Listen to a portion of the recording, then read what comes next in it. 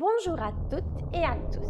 Bienvenue dans votre rendez-vous hebdomadaire Le Saviez-vous avec Georges Zeyen et Présence où nous vous livrons un des petits secrets de notre commune.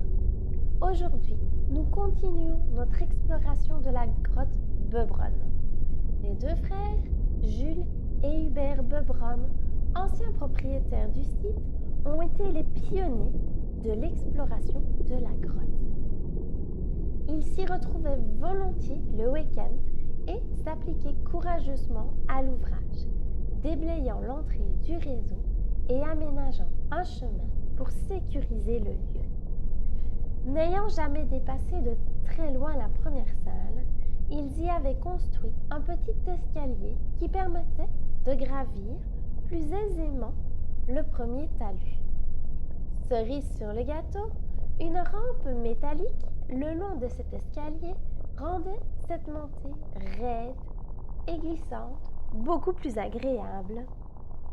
De nature joviale, Jules rêvait d'y découvrir une quelconque trace préhistorique. La grotte avait-elle servi de domicile à une famille primitive? Y existait-il des traces de passage de certains animaux comme on en avait trouvé dans d'autres grottes? Autant de questions pour lesquelles une réponse positive aurait bien récompensé nos deux chercheurs. On peut également signaler que quelques camions de pierre ont été extraits de ce qui a été occasionnellement exploité comme une carrière. Mais la mauvaise qualité de ce calcaire ne pouvait servir qu'à empierrer des chemins ou à bâtir une semelle de dalles, comme ce fut le cas pour construire le sol de la salle du cercle Saint-Jean-Baptiste à Mondy, une fameuse découverte. Un jour, alors que nos deux compères s'occupaient de la grotte, comme à leur habitude, Jules sort de l'intérieur en annonçant triomphalement à son frère « J'ai trouvé un os en creusant dans un coin !» Grosez-moi pour nos chercheurs!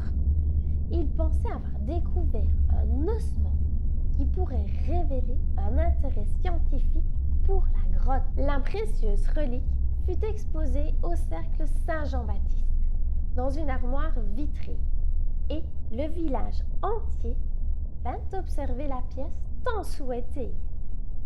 Décision fut prise d'envoyer ce trésor à l'Université de Liège pour analyse et identification.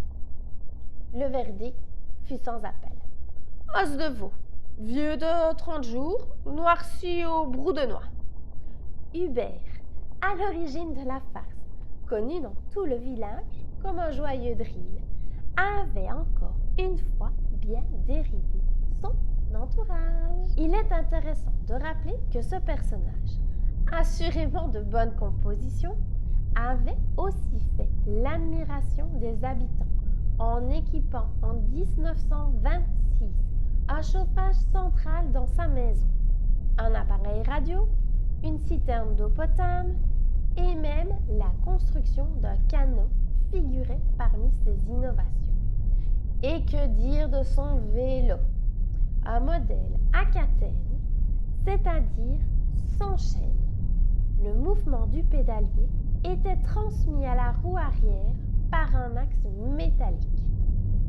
Un exemplaire de ce genre de vélo est visible au musée Peugeot de Sochaux et mon grand-père n'en a jamais revu d'autre par la suite. Une cache pendant la guerre. Fait moins connu, la grotte a servi de cache à 4 jeunes gens au début de la guerre.